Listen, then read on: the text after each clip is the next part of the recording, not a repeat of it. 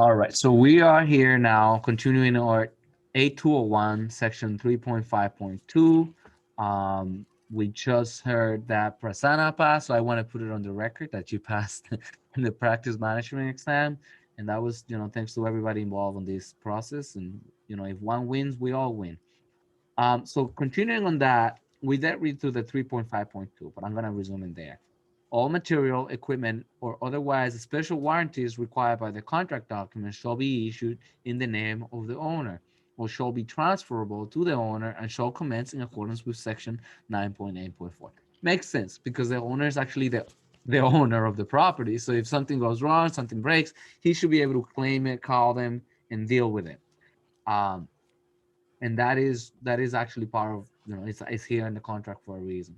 Then we have 3.6 taxes. The contractor shall pay sales, consumer use, and similar taxes for the work provided by the contractor that are equally enacted when bids are received or negotiations concluded, whether or not yet effective or merely scheduled to go into effect. Now, this is very important because we don't want the owner to then be liable for taxes that weren't paid, right? We don't want to mess with Uncle Sam. We want to make sure that all those taxes are paid by the contractor. And if the taxes get increased throughout the project and that was not foreseeable, then the contractor is entitled to an additional service or an additional fee for that amount. And then it should be done in a form of a change order because of that. Okay. Then we go to this one. Permits, fees, notices, and compliance laws. Unless otherwise provided in the contract documents, the contractor shall secure and pay for the building permit as well as for other permits. Now, one thing, this is something I have emphasized before, that the contractor pays for the building permit, and I've said it and I keep saying it.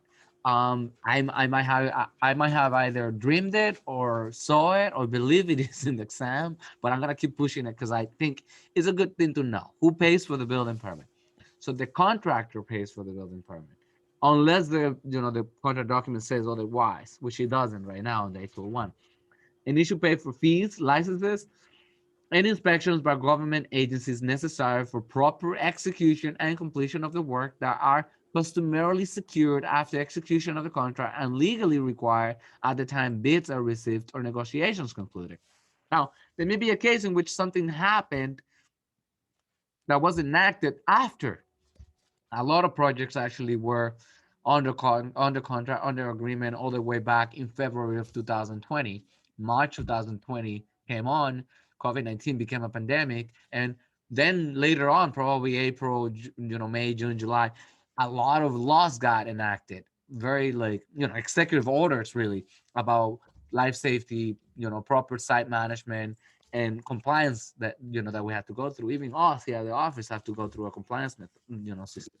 We have this mask that we have to hang out with whenever we walk away from our desk. So all of that happened after some projects might have already been approved and signed, and that triggers a change order that needs to be paid by the owner. That's something completely, they call it a force majeure.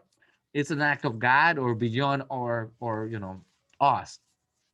So for things like that, the owner has to pay the contractor. So if you get a case, I mean, and I can imagine NCAR making a bunch of questions about this because it's becoming a thing, right? That COVID happened, and there's a lot of lawsuits that may take place afterwards because of that. And what happened? What do we do? Well, if you didn't know and nobody knew, the owner has to pay an additional service. But if we started the contract within the pandemic and those things had already been enacted and we knew that, and then you didn't plan for it and you didn't put it on your contract, you can't ask for additional services. All right. So there are two instances here that it happened after we signed the contract, that it happened before, and was it foreseeable, right? Even if it happened before, like if it happened in March and contract was signed in March and we knew that the country got shut down in March, we didn't know what shutting down the country or the whole job site meant when it comes to life safety and things like that and fees and things like that. So even then we didn't know, but we could have also anticipated it and put it in the contract saying, you know what, timeline provided, no circumstances beyond our control, or there's these are all subject to change due to, force majeure. Does it make sense? And it says things are customarily secured after execution of the contract. Like there are things that you might not even think about when you're doing your contract, but they're like customarily done. You're gonna have mechanical inspection, right? Electrical inspection. You're gonna have plumbing inspection. So if there's a fee associated with those and those permits, the contractor should have already known because those are typical things that we always do, right? If they didn't put it in their budgets, their problem, not ours, right? Nobody else's problem, only theirs. Now, if it is something, again, a sophisticated system that they didn't even know, nobody could have ever known that they needed to get an extra inspection or an extra consultant involved. Well, acting in good faith, we got to say, yeah, you're right. You could have never seen that. There was no way you could have known that. Make sense? So, yeah, who pays for an ESA? Would that be a contractor or the owner? The owner pays for an environmental site assessment. ESA means environmental site assessment. And it is part of our A201 because we've actually read it before, and we're going to probably see more in the 3.7.4 there. But it is something that comes with the site. Anything that comes with the site that's beyond normal. Yeah, the owner pays, furnishes tests and surveys, Ex- but the exactly. contractor will pay for inspections by government agencies. Yes, but inspections are customary. Like if there is like some sort of a spill of an oil tank on that site, Or the asbestos, yes, the contractor doesn't pay for it. The owner pays for it. Okay. anything hazardous. Okay, Hazmat is all for the owner. owner. The owner, exactly. So, and the same thing is like I keep saying examples like this, where they find a site burial, right? Like they find bodies and stuff like that, and it turns out there was a cemetery there. So the owner pays for dealing with that and whatever that means, right? I have no idea. I've never had to encounter it, but the owner deals with that situation. So then we go to section 3.7.2. The contractor shall comply and give notices required by applicable laws, statutes, ordinances, codes, rules, and regulations, and lawful orders of public authorities applicable to performance of the work.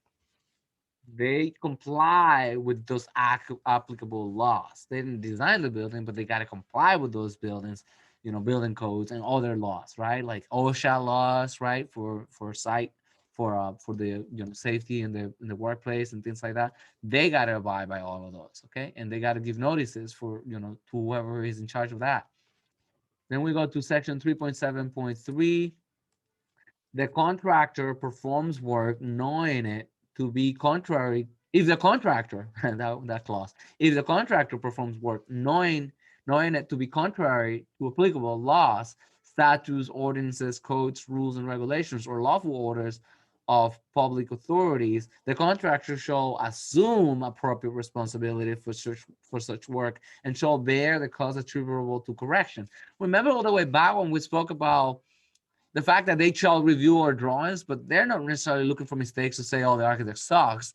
It really is just to cover themselves too. And because at the end of the day, we all want a successful project. Now, if they know something is wrong here and they don't do anything about it, they don't tell anybody about it, they're going to be responsible for correcting that, right? In fact, if the drawings are, I mean, we already spoke about it, and a request for information doesn't really cost them much. Some people just don't like to ask questions, I guess, but you got to ask, like, hey, listen, this corridor is supposed to be 4 feet. You have it at 2'8". I don't think a wheelchair will go by. I don't think it's gonna work. Um, you know, can you let me know? Now, if they let the architect know, which is who they should contact about this, before they do it, and the architect says proceed, and then the authority having jurisdiction happens to reject it, the architect's going to be liable for it, okay? Because the contractor is his part is to let us know. Now, if they know something is wrong, and it has nothing to do with our drawings, it's just that it's a GC and their frame and frame them wrong, and they see it wrong, and they're like, you know what? Let's wait and see if they catch it. Have you heard that? Let's wait and see if they catch it. If anybody notices it, right?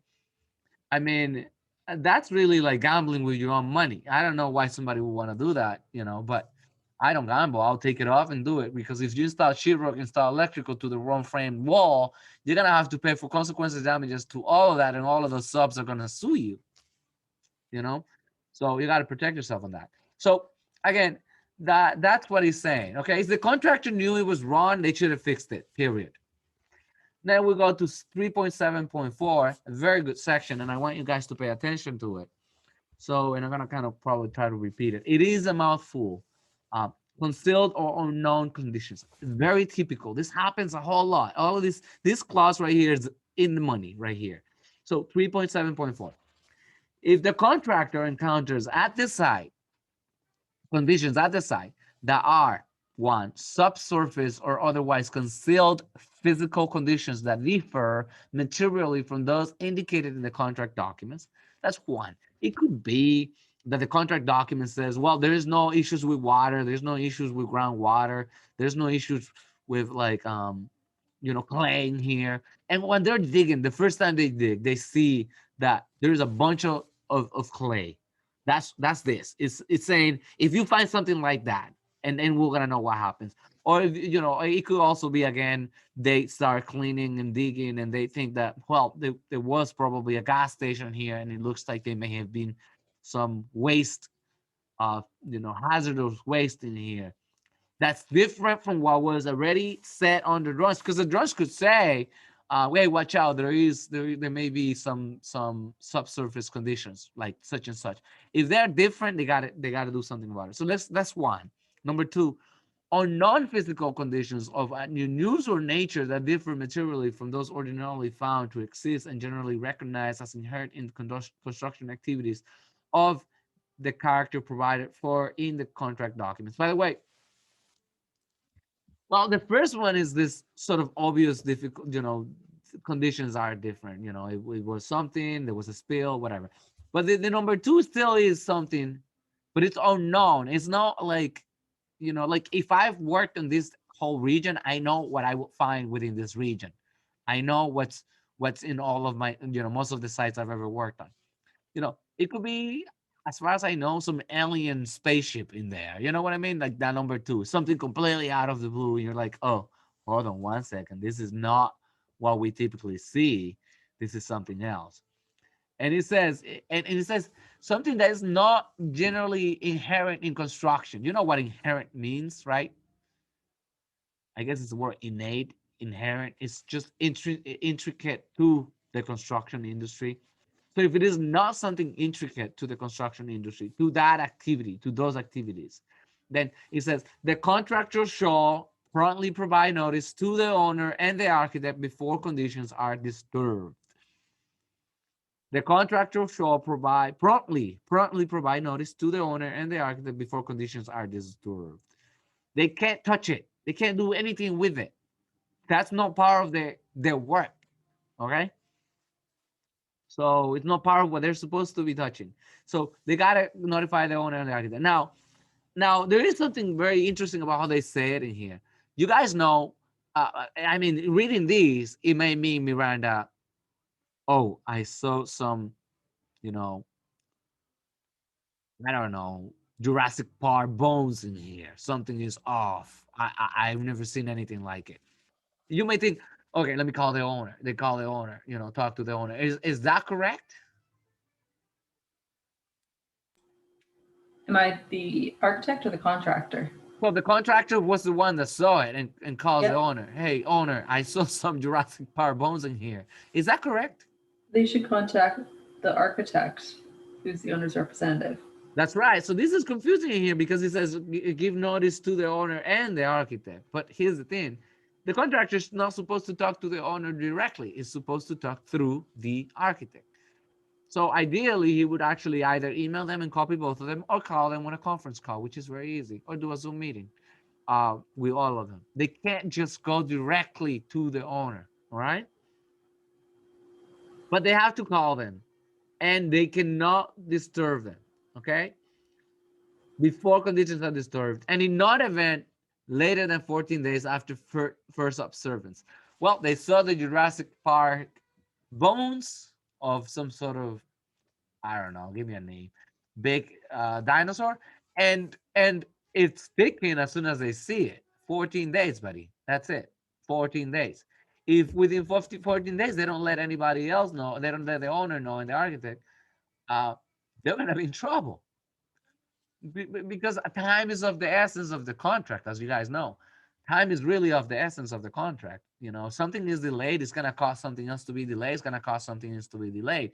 It's, you know, and the more I get into construction, the more I understand it's critical that everything goes as it's supposed to go. That's why this clause of 14 days. So after first observance of the conditions, the architect will promptly investigate such conditions. This is what the architect does. The architect will promptly investigate such conditions. And if the architect determines that they differ materially and cause an increase or decrease in the contractor's cost of or time required for performance of any part of the work, will recommend an equitable adjustment be made in the contract sum or contract time, or both. All right, so you guys saw how it works. Contractor, he saw this sort of weird thing on the site that he's never seen, and he believes is just really odd and out of the ordinary. He contacts the architect and owner actually talks to them within 14 days.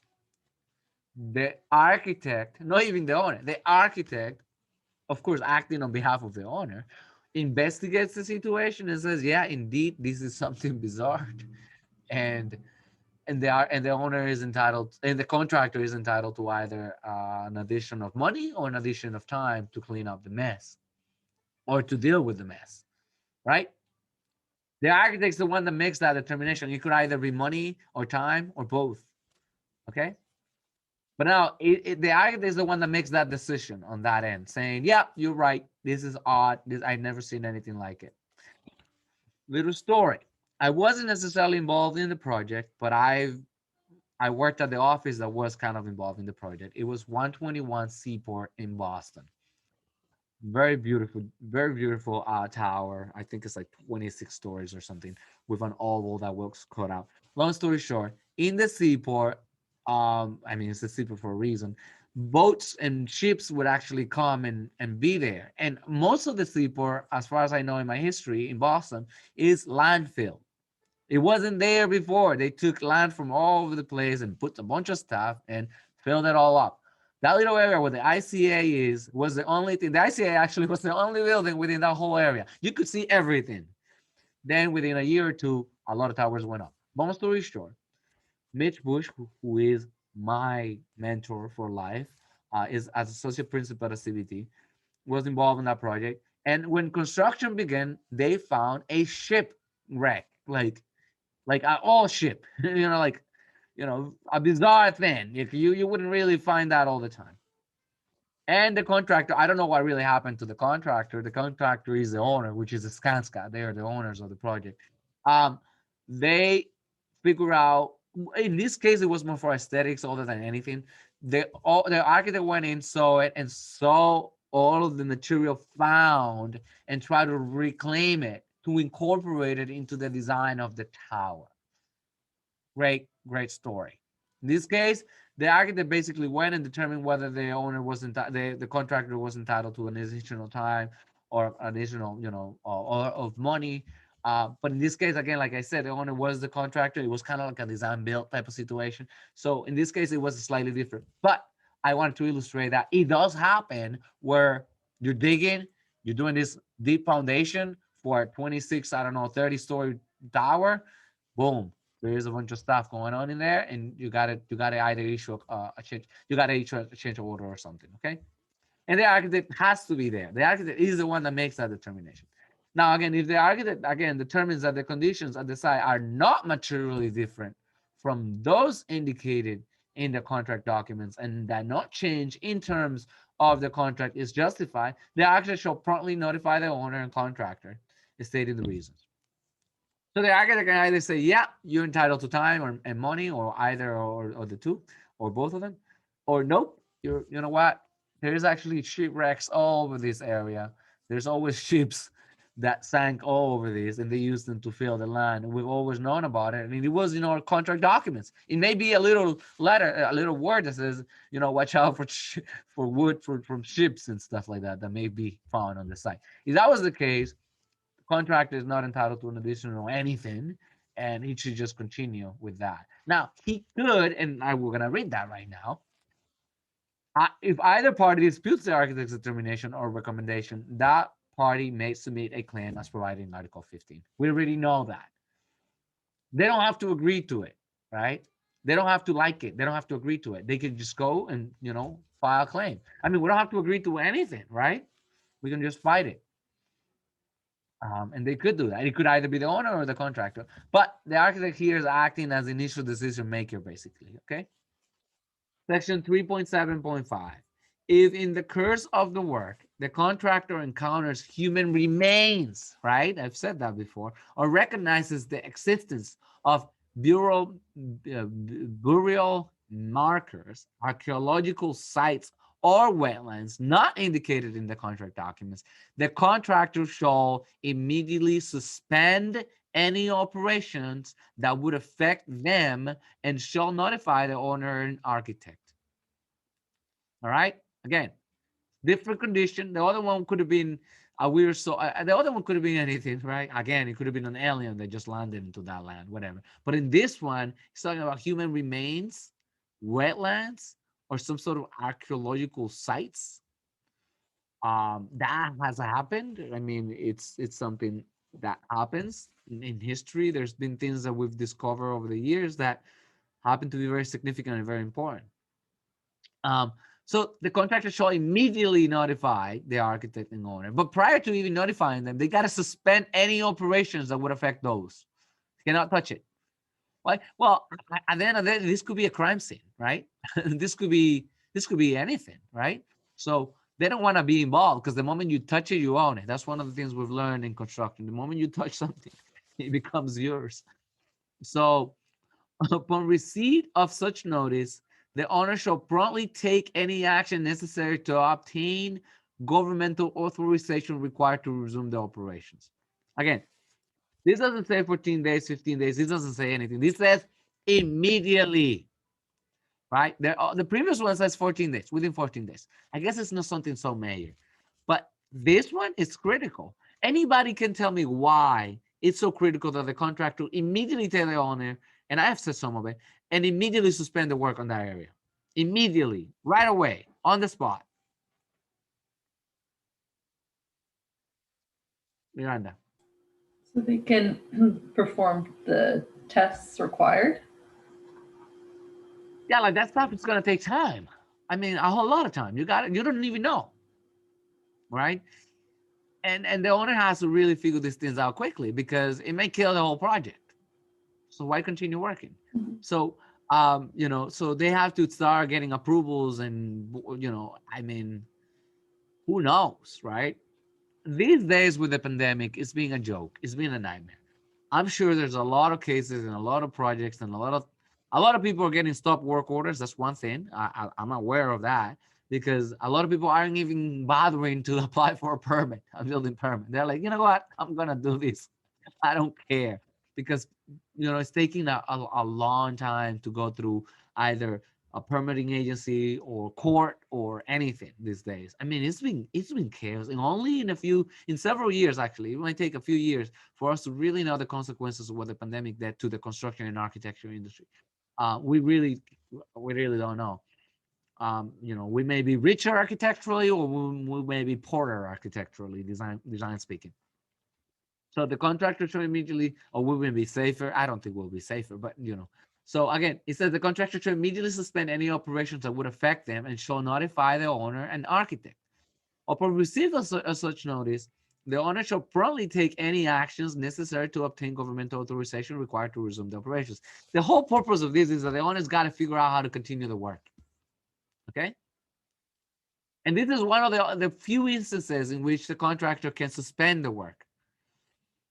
You guys heard that the contractor can suspend the work if he hasn't been paid. The contractor can suspend the work if the owner doesn't provide that he has made arrangements to pay him and shows that he can do that, right?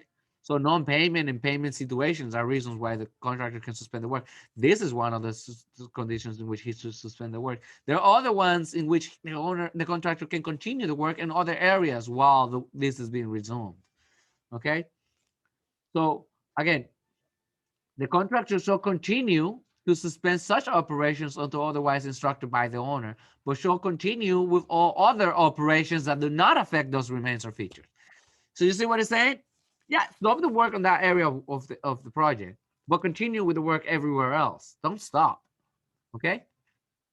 In fact, it's convenient for the contractor to continue on those other areas because if the project died because of this area of the burial, at least the contractor is still entitled to whatever he finished throughout the whole other side, right? He wants to get paid,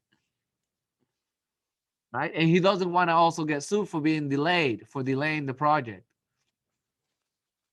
So then also the contractor shall request for adjustments in the contract sum and contract time arising from the existence of such remains or features and may be made as provided in Article 15. It may have to be a claim, okay?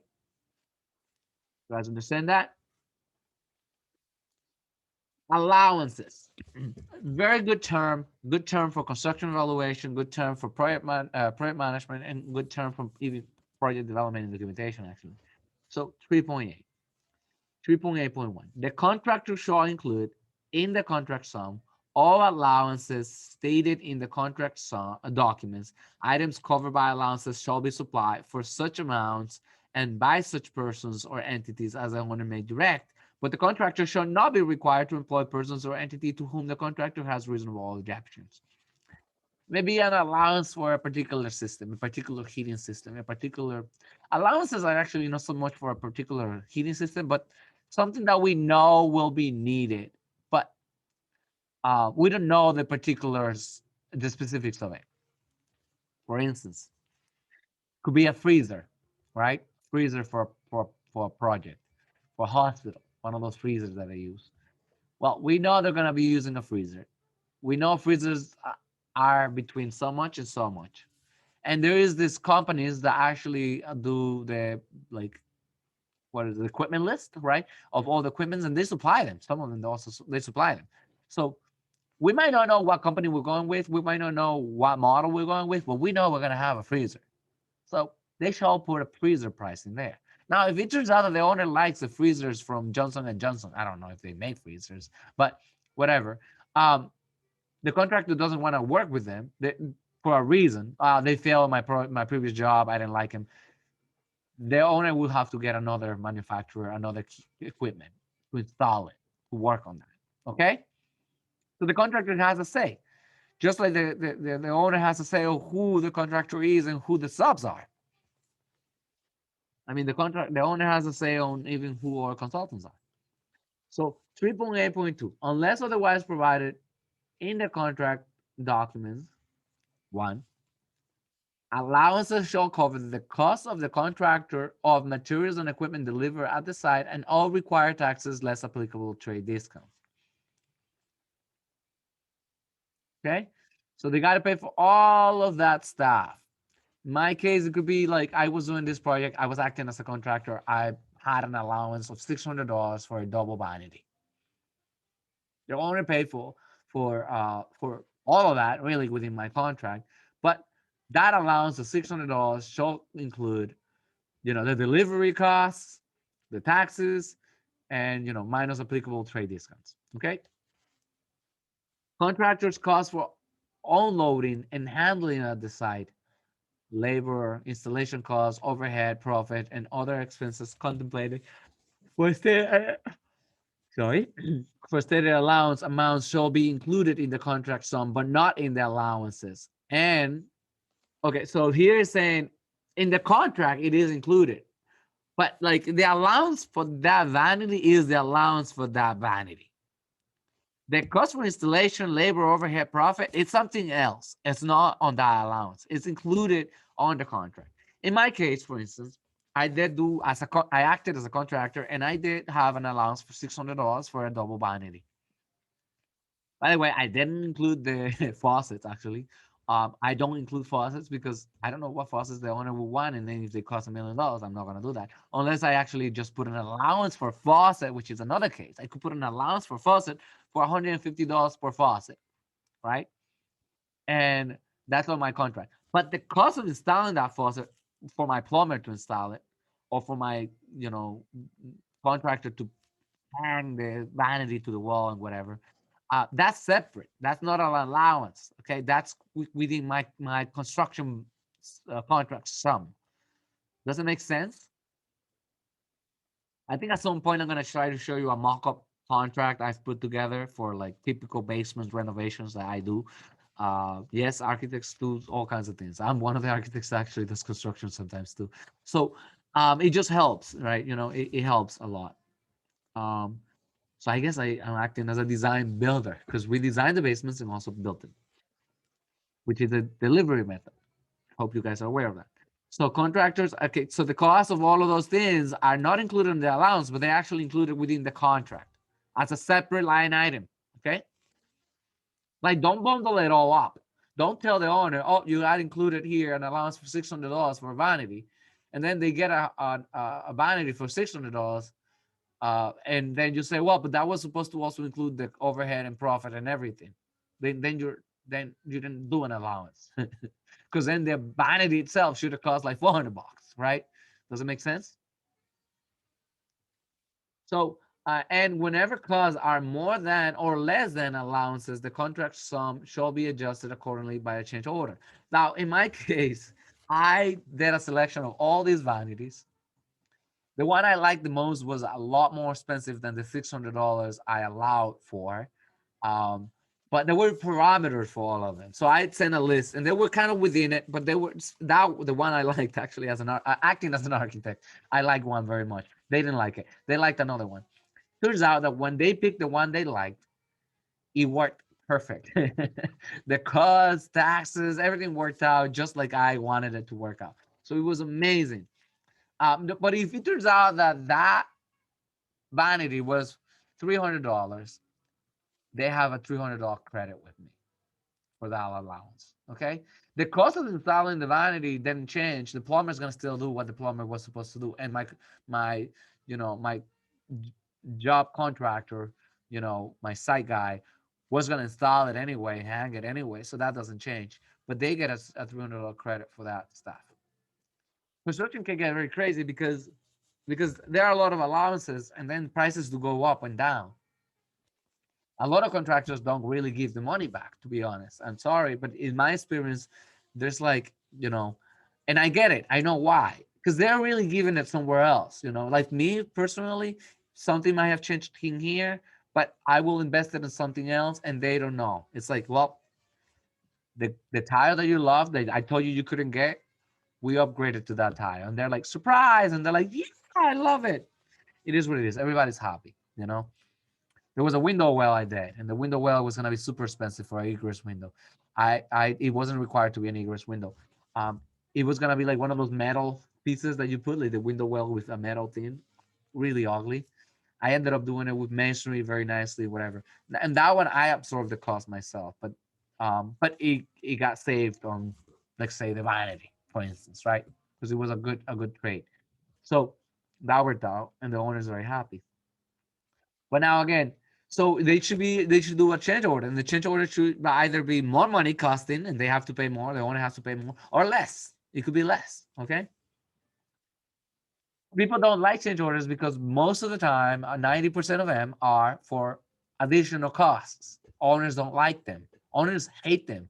At some point, owners get fed up with them and they start yelling at the owner, at the contractor, like what the heck, like our budget. There was a project I was aware of that started with a budget of $45,000 and he ended up at $115,000.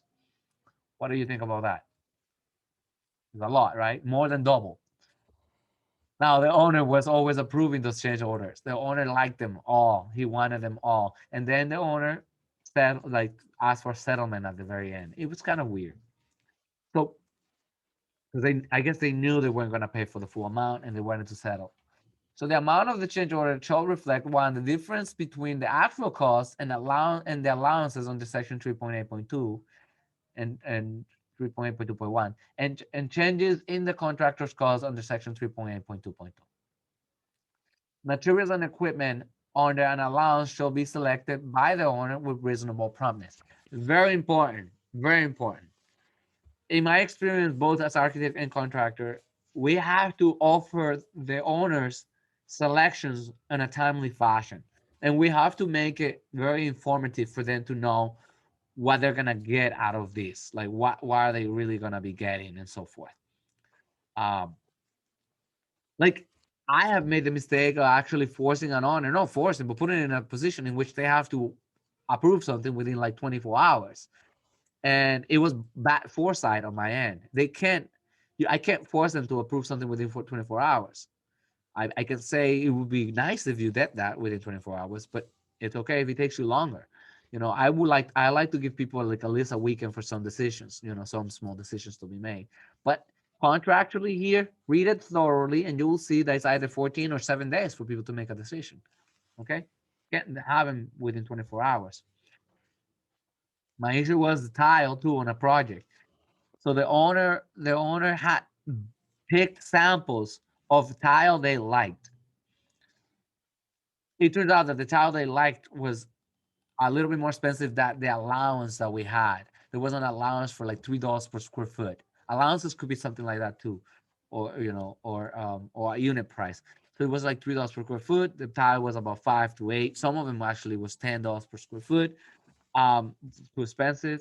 Some marble, and then we had to make adjustments and whatnot. Long story short, I had to go to Home Depot and Floor and Decor and find the tile and get it because the guys were ready to install it. And if they didn't install it, they were going to be charging extra for the days and times that they were wasting because it hasn't been purchased and ready. I was acting as contractor and also as architect, but like my guy was going to be charging me extra for installing this for the time that was taking. So I was lucky. Again, this is my second time doing the job, running the job. So I was lucky that all the tile they selected and everything that what they selected actually was cheaper than what I had allowed for to some extent. Some of it wasn't, but he ended up balancing out. But he also was on stock. You have to also make sure everything is on stock because if they didn't, my guy would have not been able to finish that project. It wouldn't be like, oh my goodness, it should have been selected a long time ago. So their jobs that everything's got to be picked and ready. We didn't offer interior design services when we did our drawings as architects. We just did the layout for the project, the design, and everything we needed to be able to, pull a permit. We didn't even know we were going to be the contractor. We got hired as the contractor afterwards. We said, let's put a contract together and see what happens. Everybody else was charging like $50,000 more or something ridiculous. So we got the job, because we knew it was ridiculous what they were charging to, and we made it happen. So materials and equipment under an allowance shall be selected by the owner again within reasonable promise. And they did it. They did it. They picked it all, selected it all. It was my fault that it wasn't ready. So the contractor shall employ a competent superintendent and necessary assistance who shall be in attendance on the project site during performance of the work. Very, very important that the contractor has somebody there every day at all times. Like they call it, sometimes they call it clerk of the work, superintendent, site, project manager. Uh, those are the names that I've heard. So the superintendent again shall be present, shall represent the contractor, and communications given to the superintendent shall be binding as if given to the contractor. Very important for many reasons too. Even for safety. I mean, generally for safety too. Like somebody that can ensure everything is how it's supposed to be. All right. So section 3.9.2. And when that superintendent isn't there, people don't work. I've known about a project in which the superintendent went for a little ride for like an hour. When he came back, none of the workers were there. And he didn't know why. He didn't know where they went. They left. They left because honestly, superintendents and GCs are almost like the directors of an orchestra, and they have to tell them what to do and where to go. And these guys don't know where to do and where to go. They just find something else to do. They go to another job site. Okay, so the contractor, as soon as practicable after word of the contract, shall notify the owner and architect of the name and qualifications of a proposed superintendent. within 14 days of receipt of the information. The architect may notify the contractor stating whether the owner or the architect has a reasonable objection to the proposed superintending or to requires additional time for review. So again, the owner, I mean, it's this guy that's gonna be at the job site at all times, and is doing it's kind of acting as a contractor while the job's taking place. So the owner and architect need to know who that person is. And if there is a reason that that they have an objection again, and they have 14 days to make that determination or whether they need more time, there be many reasons. I mean, I'm gonna throw you a bizarre one. It could be the sex offender guy around the neighborhood that nobody likes, that has issues. You know what I mean? You don't want that person there. It could be the owner's ex-wife's boyfriend at this point. I don't care, but he doesn't want him there. You know what I mean? So that happens, right? It's happened that you just bump into people you don't want to work with, or it could be somebody that did a horrible job at another job site and you heard about it and it was on the news. You don't want them there either. Now, if there is not a bizarre reason like that, a very good, reasonable reason, then they should just say, you know what, we have no objection. Now, another thing I want you to know is that if within 14 days, the contractor and architect the owner and architect don't say anything about it, if they don't say anything about it, then you heard the word no news is good news. If they never said no within 14 days, is yes. So they proceed. And again, it says failure of the architect to provide notice within 14 days period shall constitute notice of no reasonable objection. Now, I want you to learn a little bit about this term notice, given notice. I personally have gone through a lot of fun stuff in my life. I'm going to call it fun stuff because I've learned enough so I can teach it, and I can leverage it. But when somebody sends you an email and gives you notice on something, it could be a complaint, it could be a situation, you don't do nothing, okay? And this is kind of, I guess, AI, exam related, but at the same time not exam related. It could be on a personal matter. If you know about something, you heard about something, you got an email about something, you were given notice, you are required to reply back to it. Okay? Because if you don't give notice, then it means it's true. What these persons are saying, what these people are saying, it's true. You have to always give notice back. In a court of law, that won't look good on you if you never answer. Personally, it could be as far as, as simple as, your ex-wife is, the kids are calling you, you're rejecting their calls every time, you're not saying anything to them. Well, you're probably going to lose custody because you're not answering, you're not responding. Or the ex-wife or whatever. I'm going to make this, example. It may be that, let's do it in construction. Well, an RFI. You got a request for information. You didn't reply to a request for information. You didn't do anything within 14 days or so. It means it's all good. It was a critical question about a beam and a column, and the contractor couldn't delay it any longer because otherwise the project was going to be delayed. The whole thing falls down. You are in trouble, buddy, as an architect, because you never answered. That's why you also have to have another person that acts as the architect for this, as a project manager within the A201 and B101. The B101 says it actually. So, because it's critical, time is of the essence. You got to answer.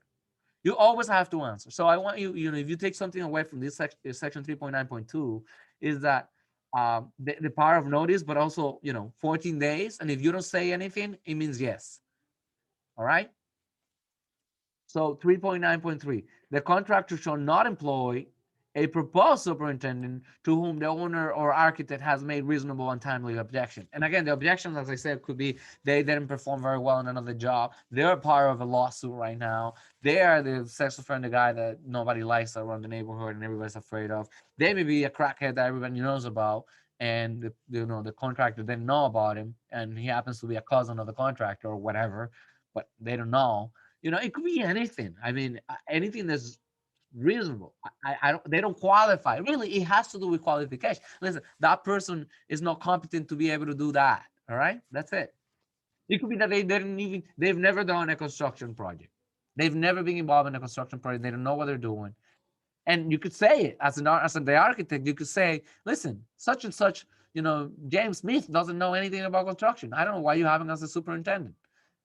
I'll tell you another reason why. if that superintendent doesn't know what they're doing, and you know they don't know what they're doing because they've never done it, it will be more work on you and more work on everybody else. It's like playing basketball with somebody that doesn't know how to play basketball. The game doesn't go smooth. They don't know what they're doing. It's frustrating. I play basketball from time to time. So it just doesn't make sense, right? So we want to make sure that the players and everybody know each other and like each other. I mean, we're a team. If we don't like that person, we can't work with that person. So 3.10, 3.10. Contractors, construction, and submittal schedule. Very important. I'm going to try to zoom in on that real quick. Market zoom here. Boom. The contractor, the contractor, promptly after being awarded the contract, shall submit for the owners and architects information a contractor's construction schedule for the work.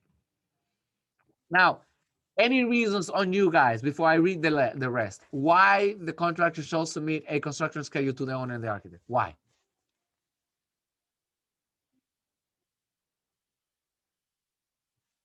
Miranda, Albelis. Can you repeat the question?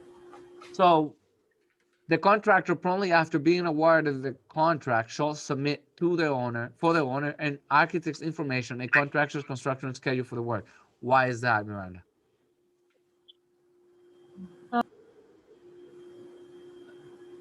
So that we, uh, Okay, if you don't know, I think Prasanna knows. I can unmute her. Prasanna, go for it. So, I because when they pay for it, like let's say they say, okay, 20% of drywall is done this month, and we have to pay. You have to. The contractor says to the owner, you have to pay me for this, and the architect reviews it and says, yes, he has done 20%. So to see that he's on schedule and he's completing on time and also getting paid according to that, the owner plans the payments according to that as well. That makes sense. I kind of like where you're going with that persona. There's a little bit more. It's not just to know whether they're on time with the payments or anything like that. There's one thing. We have pinned down the goals of the owner on the B101 regarding when this project should be completed by. And as architects, personally, as architects, we need to know when the substantial completion date is going to be. And if the substantial completion date is wrong and is later, it means whoa, wait a minute, because they already signed a contract saying that they will complete this project by such and such. If they're not doing it that way, then something's wrong. But you're right. Yes, we're not looking for sequencing or anything like that. We're looking for, okay, when does the contractor get paid? Is he on time? Will he finish on time? And the only way we will know is if he offers us a way of knowing whether he's gonna be on time or not. And also for payment reasons, yes, so that we schedule wise. um I wanted to wonder if you guys could hear that. No, no, not at all. You didn't hear this. Whatever. So yes, so that's the point. Okay, and then the schedule shall contain detail appropriate for the project, including one, the date of commencement of the work, interim schedule milestones dates, and the date of substantial completion, and a apportionment of the work by construction activity, and three, the time required for completion of each portion of the work. I want you guys to memorize all of those three. Okay, so it's got to provide a date of commencement with an interim scheduled milestones, in the day of substantial completion, and then an apportionment of the work by construction activity, like what's being done throughout these construction activities, and then I guess apportionment is also percentages, right? I guess like X% is going to be this, X% is going to be that, X% is going to be this, and then the time required of completion of each portion of the work. That's really so that we all know when they're going to be on time and how they're completing it. The schedule shall provide for the orderly progression of the work to completion and shall not exceed time limits current under contract documents. That's the first thing too. Like there is already a substantial completion date. They shouldn't be passing that. Okay. The schedule should be revised at appropriate intervals. Sorry. as required by the conditions of the work and project. If they already being approved some change orders that increases contract sum and contract time, it should also be included within that. It will be updated at different intervals, okay? So all of that's very, very important, very, very critical. Because it's not only that the contractor shall deliver a project, he shall deliver it on time and on budget. So that's very important. So the contractor promptly after being awarded the contract and thereafter as necessary to maintain a current submittal schedule. So you guys know what a submittal schedule is, right? Yeah, it's a schedule of all the shop drawings and mock-ups that are going to come in before construction commences. Another thing, that submittal schedule got to relate with the work. So on date such and such, if they're going to be doing masonry, before the masonry is installed, the submittal schedule should be according to it. It will be in alignment with it. It should correlate, okay?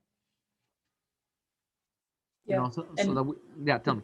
oh no, it's really important because you might have some really long shop drawings that you might want to review spaced out so they don't overlap with other big shop drawings. I'm going through that right now on a project.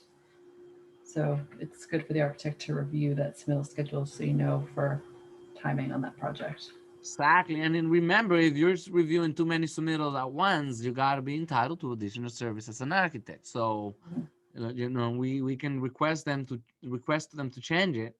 And if that's not the case, then we say the owner, hey, listen, owner, you got to pay me more. And it may be a claim later on where the owner then sues the contractor for submitting all the submittal schedule at once together or whatever, you know, all the submittals at the same time. So the architect's approval shall not be unreasonable, delayed, or withheld, because the architect is supposed to approve that schedule. The submittal schedule shall, one, be coordinated with the contractor's construction schedule, right above, right? And two, allow the architect reasonable time to review submittals. I think it's 7 to 14 days, but I want you to check on that. If the contractor fails to submit a submittal schedule or fails to provide submittals in accordance with approved submittal schedule, the contractor shall not be entitled to any increase in the contract sum or extension of contract time based on the time required for review of submittals. What he's saying is, well, the architect's taking longer than he was supposed to be taking reviewing this, but it's because you didn't give him a submittal schedule and you haven't followed it through. So, too bad. Because of the review doesn't entitle him to anything.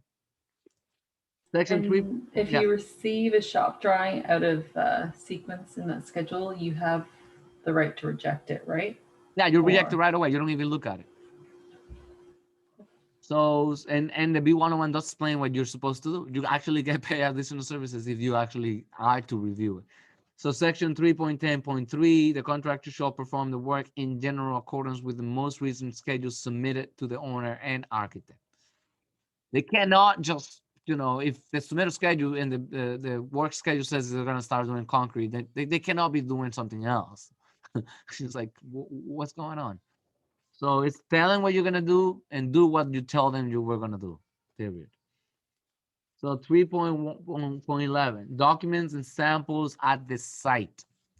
The contractor shall make available at the project site the contract documents, including change orders, construction change directives, and other modifications in good order and marked currently to indicate field changes and selections made during construction, and the approved shop drawings, product data, samples, and similar required submittals.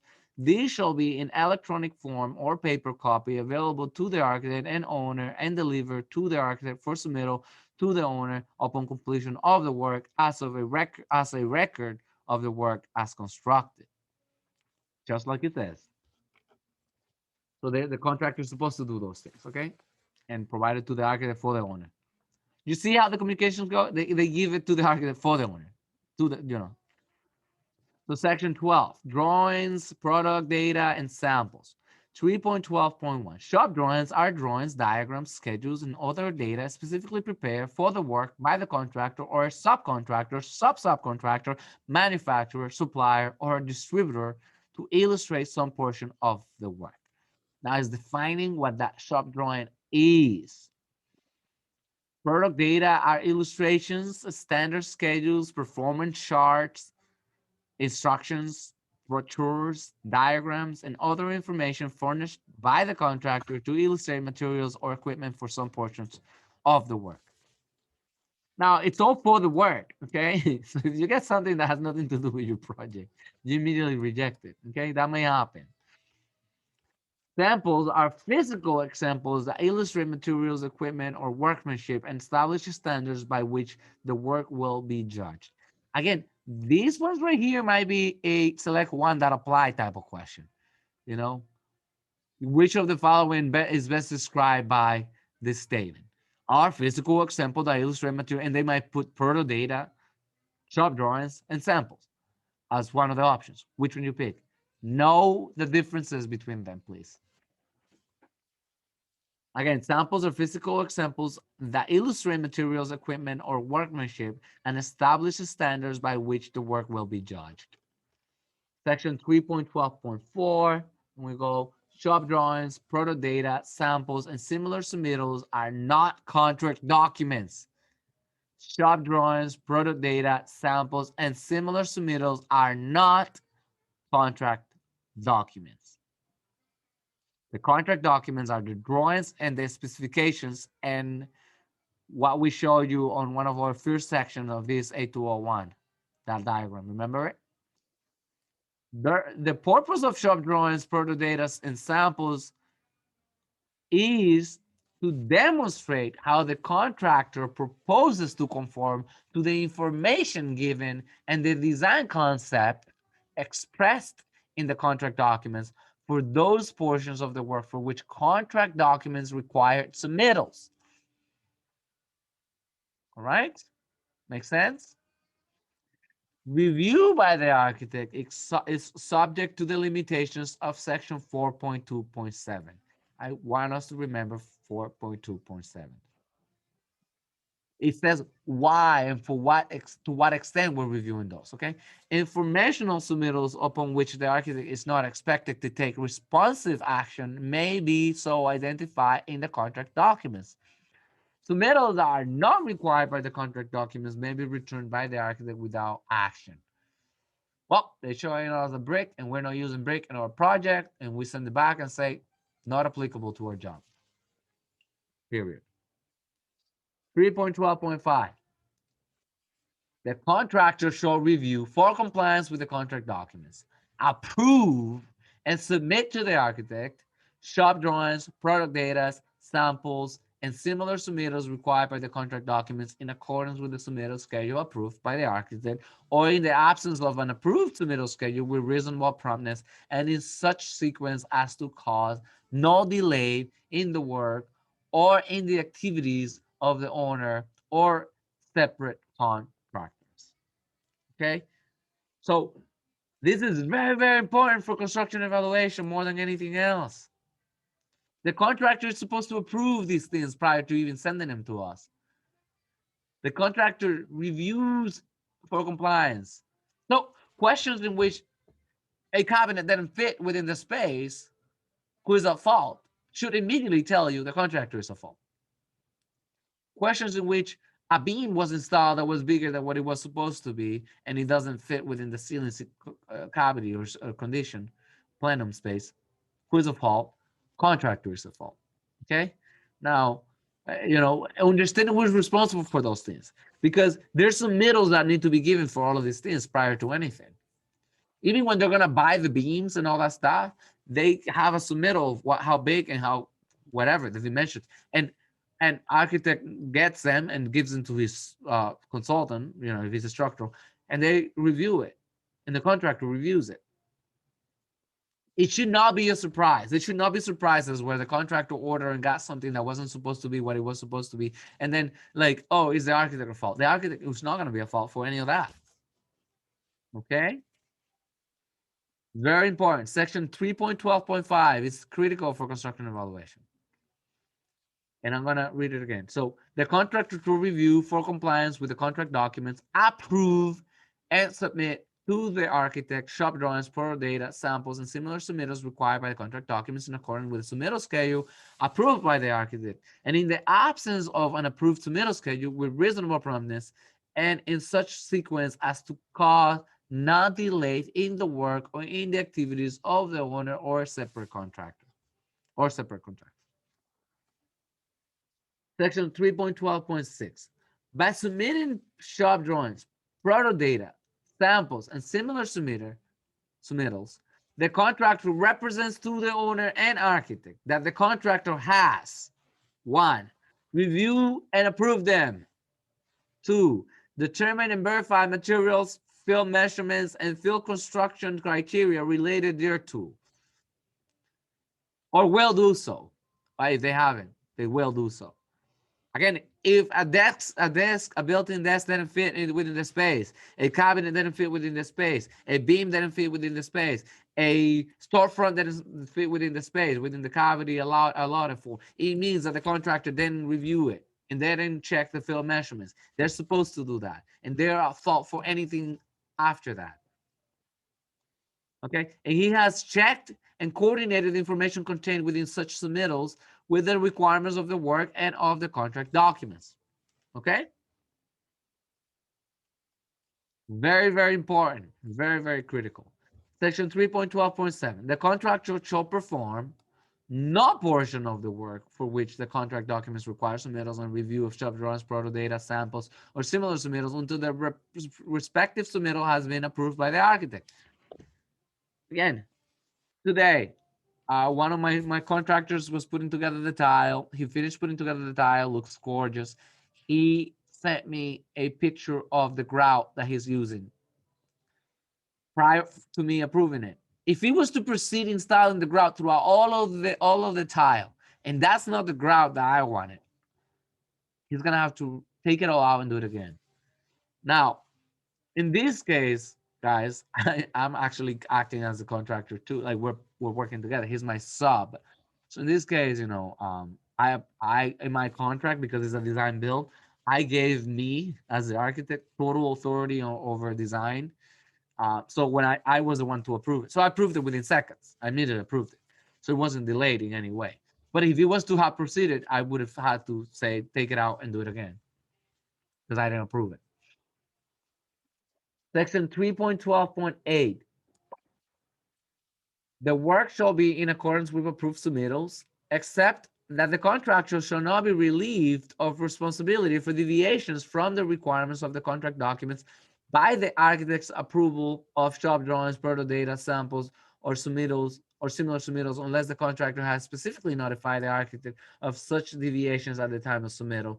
And 1, the architect has given written approval to the specific deviation as a minor change in the work, or 2, a change order or construction change directive has been issued authorizing the deviation. The contractor shall not be relieved of responsibility for errors or omissions in shop drawings, proto data, samples, or similar submittals by the architect's approval thereof. I will have to reread these to you guys. Isn't it a big mouthful, right? It's a whole lot. So I'm gonna pause here, drink some water, and come right back. You guys can chat in the meantime. Section 3.12.8. I'm gonna repeat it again, as I said, because it's very, very frustrating and confusing.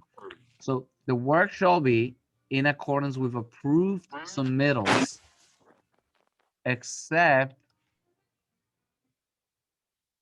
that the contractor shall not be relieved of responsibility for deviations from the requirements of the contract documents by the architect's approval of shop drawings, proto data, samples, or submittals.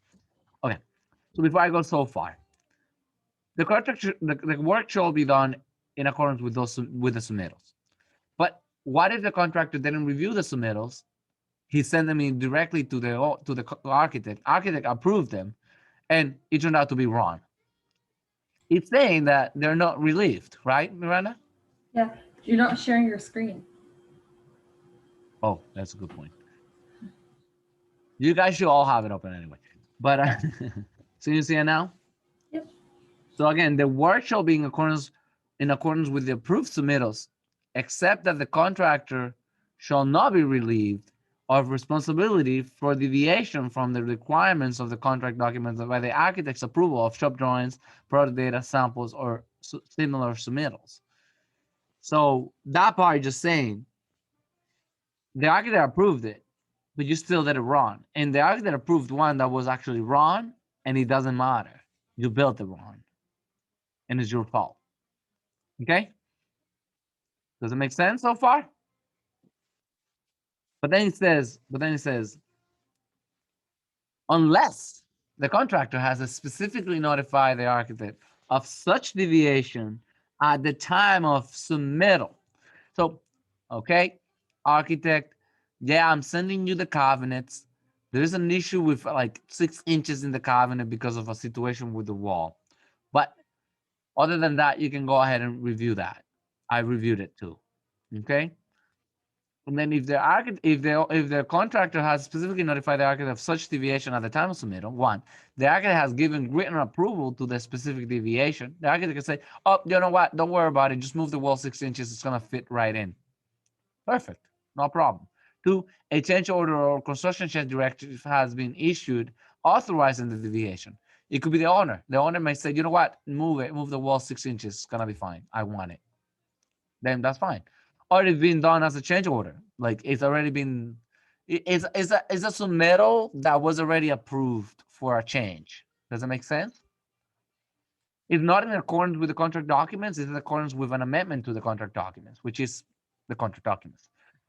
The contractor should not be relieved of responsibility for errors or omissions in shop drawings, product data, samples, or similar submittals by the architect's approval thereof. Because the architect has approved it does not mean that the contractor is relieved. Miranda, you agree, you understand that, right? Because the question may start by saying, the contractor has approved these contract documents. You have approved the contract documents. The contractor has told you that there were some issues with it.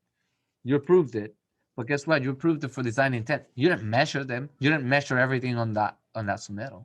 So the contractor should still build that thing how it's supposed to be built. Okay, doesn't matter because there's this section that we kind of saw, section 4.2.7, the limitations of our review. We're reviewing for something, not for everything, right? So if what we, it might be colors, it might be whether they are the colors and the material that we want it, right? Like the quality that we want it. I don't care how big or how small. It is supposed to be what I wanted it to be. Okay. Then we go to this section 3.12.9. It says the contractor shall direct a specific attention in writing or on resubmitted shop drawings, product data, samples, or similar submittals to revisions other than those requested by the architect on previous submittals. In the absence of such notice, the architect's approval of a resubmission shall not apply to such revisions. Something that was previously already changed, and the architect's just checking for the new thing, not for the rest of the whole thing. Does it make sense? Like there was an issue with the F on the signage. I'm only gonna look for the F on the signage on the next submission. I'm not gonna look for the rest because I already approved the rest. It should not change. All right. So section 3.12.10, the contractor shall not be required to provide professional services that constitute the practice of architecture or engineering unless such services are specifically required by the contract documents for a portion of the work, or unless the contractor needs to provide such services in order to carry out the contractor's responsibilities for construction means, methods, techniques, sequences, and procedures. We're not requiring the contractor to be an architect, but if we are, we got to explain why. And it is in relationship to his sequencing and means and methods and procedures. Like it's not like he's not an architect. He's doing it because in order for him to do what he's supposed to do, he needs an architect to help him. You know what I mean? So they may need an extra architect beyond us, and that's okay. But it's got to be stated in the contract documents. The contractor shall not be required to provide professional services in violation of applicable law. Meaning they cannot act as architects if there are no architects, period.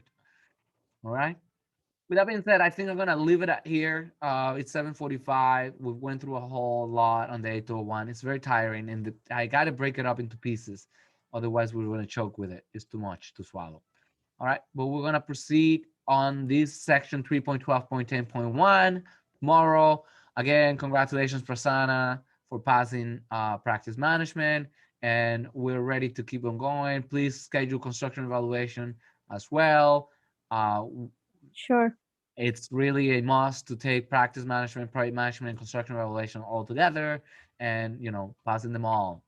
We have a good example. Miranda is almost there of passing those three, so she's only missing one of the combo. But we'll stay in touch, okay? Have a good night, guys. Bye bye.